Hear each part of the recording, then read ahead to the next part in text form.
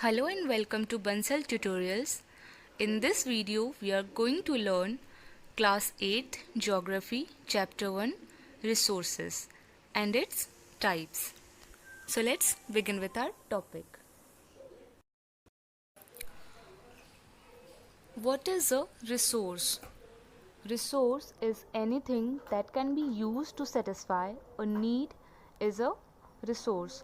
ऐसी कोई भी चीज़ जो हमारी ज़रूरतों को पूरा करने के काम आती है उसे हम कहते हैं resource. Do we have resource around us?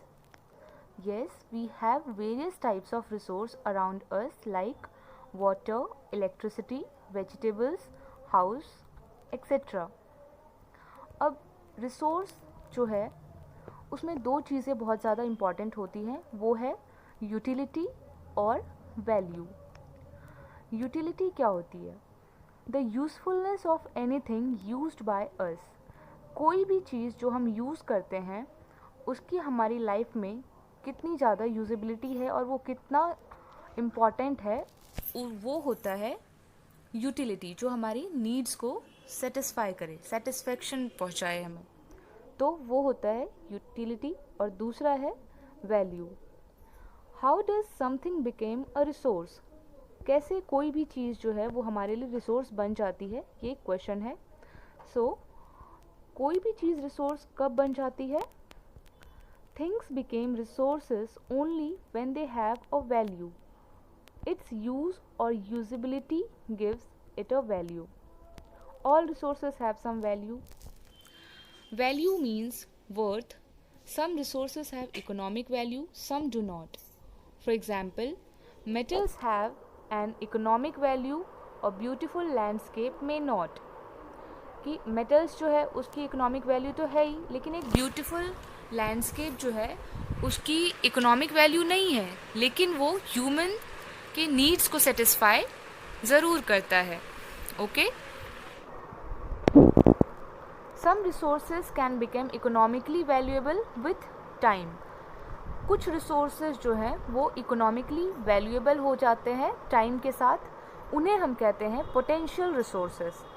Some products may become resources in the future. These are potential resources.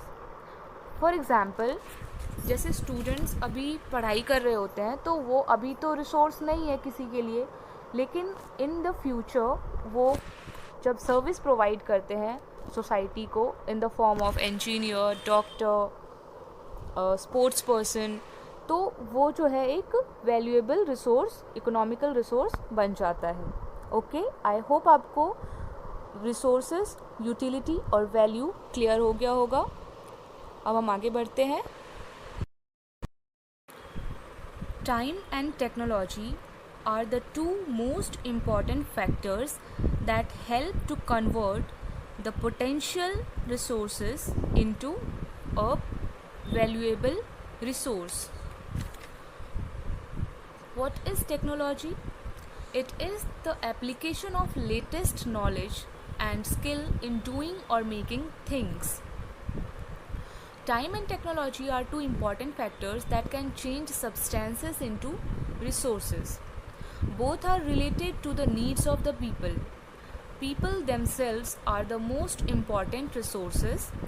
It is their ideas, knowledge, inventions and discoveries that lead to the creation of more resources.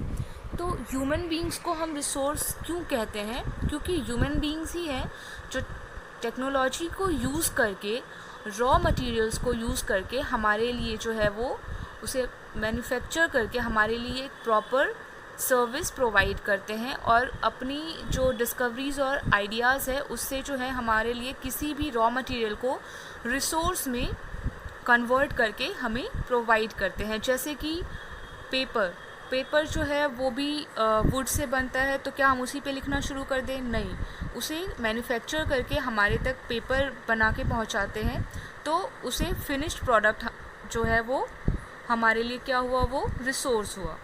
तो human beings को resource इसीलिए कहा जाता है क्योंकि वो अपनी ideas और इन्वेंशन से जो है रिसोर्सेज को क्रिएट कर सकते हैं. Okay, Each discovery or invention leads to many others. The discovery of fire led to the practice of cooking and other process, while the invention of the wheel ultimately resulted in development of newer modes of transport. The technology to create hydroelectricity has turned energy in fast flowing water into an important resources. तो resources क्या है, वो उसमें जो है evolution होता रहता है. जैसे पहले फायर के लिए जो है वो स्टोन्स यूज़ किए जाते थे पुराने ज़माने में, बहुत साल पहले. अब क्या है, वैसा नहीं है. उसे मॉडिफाई करके हमारे लिए एक फिनिश्ड प्रोडक्ट में के रूप में हमें प्रोवाइड किया गया है, और वो किसने किया है, ह्यूमन रिसोर्स में. ओके. तो इस पैराग्राफ को पढ़ने के बाद हमें क्या समझ आता है कि टाइम और टेक्नोलॉजी को यूज़ करके हम रिसोर्सेज को मॉडिफाई कर सकते हैं और उसे और इजी वे में हम यूज़ कर सकते हैं टाइम के साथ. ओके, आई होप आपको इतना समझ में आया होगा. Let's move to the next topic.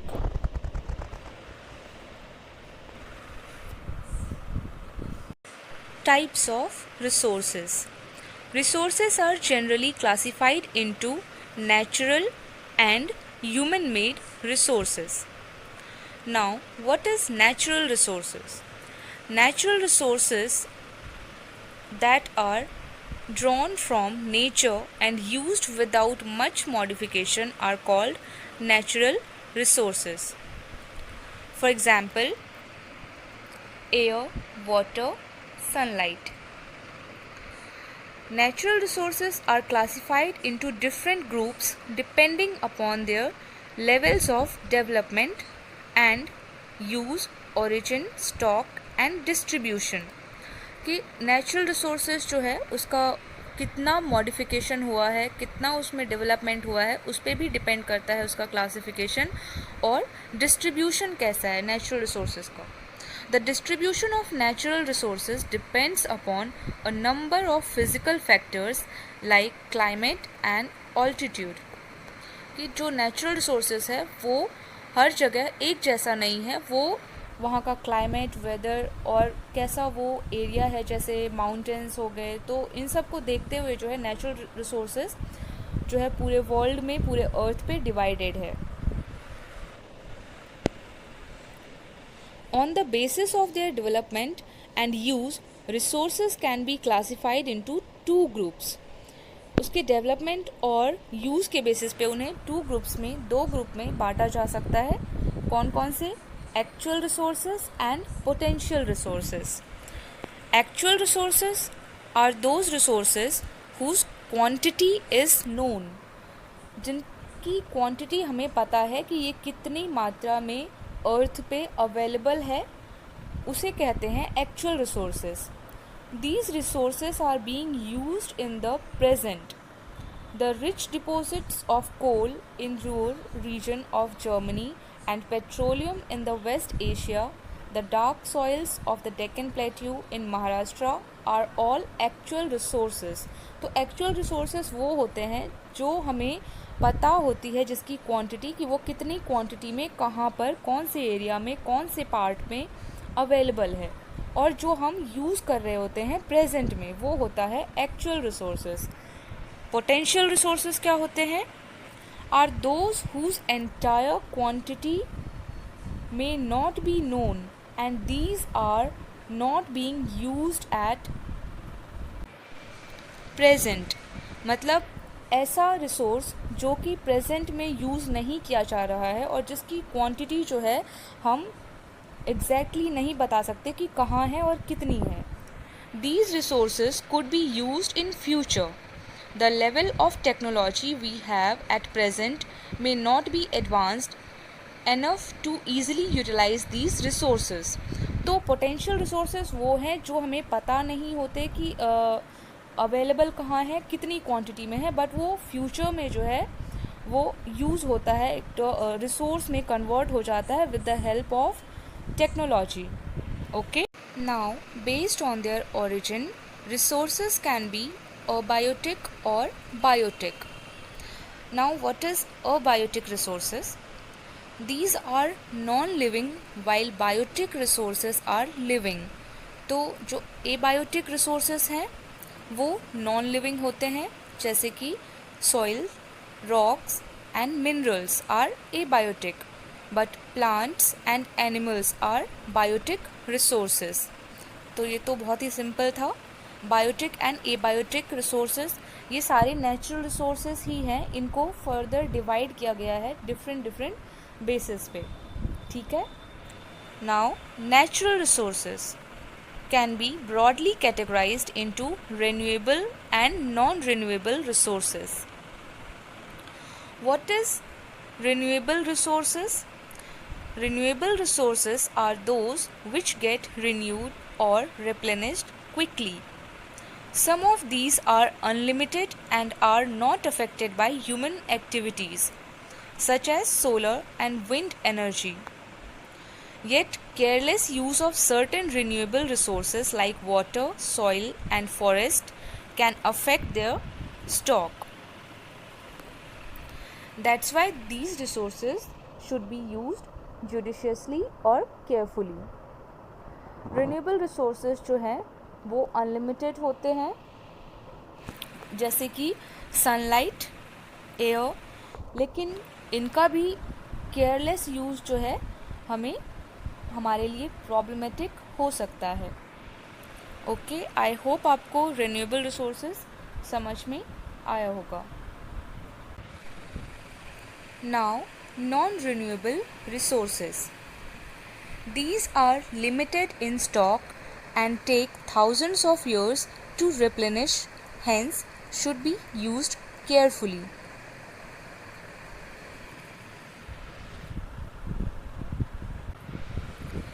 Since this period is much more than human lifespans, such resources are considered non-renewable.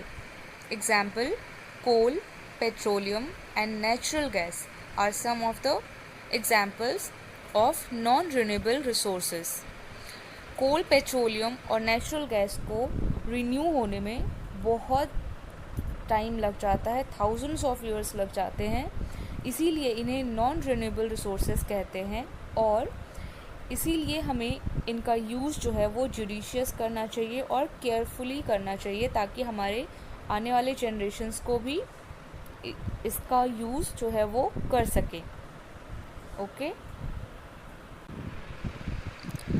Now on the basis of their distribution resources can be ubiquitous और localized. Resources that are found everywhere like air we breathe are ubiquitous, but those which are found only in certain places are localized, like copper and iron ore. तो बाइक्यूटस resources कौन से होते हैं? जो कि अर्थ पे everywhere, हर जगह प्रेजेंट होते हैं. आप वर्ल्ड के किसी भी पार्ट में चले जाइए, आपको ऐसा नहीं है कि वहाँ पे एयर नहीं होगा, वहाँ पे वो होगा ही. और लोकलाइज्ड रिसोर्सेज कौन कौन से होते हैं? जो कि एक पर्टिकुलर प्लेस पर होता है, पाए जाते हैं, जैसे कि ऑयल हो गया, वो गल्फ़ कंट्रीज़ में पाए जाते हैं, कॉपर, आयरन ओर. तो ये लोकलाइज्ड जो होते हैं, इनको हमें क्या होता है कि जुडिशियस यूज़ करना पड़ता है, केयरफुली यूज़ करना पड़ता है, ताकि इन फ्यूचर हमें कोई प्रॉब्लम ना फेस करनी पड़े. ठीक है.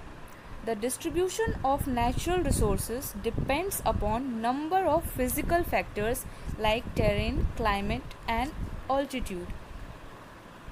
The distribution of resources is unequal because these factors differ so much over the earth. तो natural resources जो है वो हर जगह एक जैसा नहीं है, एक जैसे क्वांटिटी में हर स्टेट में, हर पार्ट में अर्थ के अवेलेबल नहीं है. इसीलिए क्या है, जो कंट्रीज़ है आपस में इंटरडिपेंडेंट है अब रिसोर्सेज के लिए. ठीक है. इसीलिए हमें इंटरनेशनल रिलेशंस भी जो है वो आगे पढ़ाया जाता है कि कैसे जो है कंट्री एक दूसरे पे डिपेंडेंट है. इन्हीं चीज़ों की वजह से जो है ये कोई भी कंट्री ऐसा नहीं कह सकता कि मुझे जो है वो इस कंट्री से तो कोई मतलब ही नहीं है, ये अगर मुझे साइड लाइन भी कर देता है तो कोई नहीं, ऐसा नहीं है. नेचुरल रिसोर्स एक ऐसी चीज़ है जो कि पूरे कंट्री को एक दूसरे पे डिपेंडेंट करके रखता है। ठीक है, आई होप आपको इतना समझ में आया होगा। So that's all for today's class. In the next video, we will do the next topic, that is human-made resources and resources conservation. अगर आपको हमारा ये वीडियो अच्छा लगा हो तो इसे लाइक, सब्सक्राइब, शेयर ज़रूर करें और बेल आइकन प्रेस करना ना भूलें ताकि आपको हमारे आने वाले वीडियोज़ का नोटिफिकेशन मिलता रहे। Thank you for watching.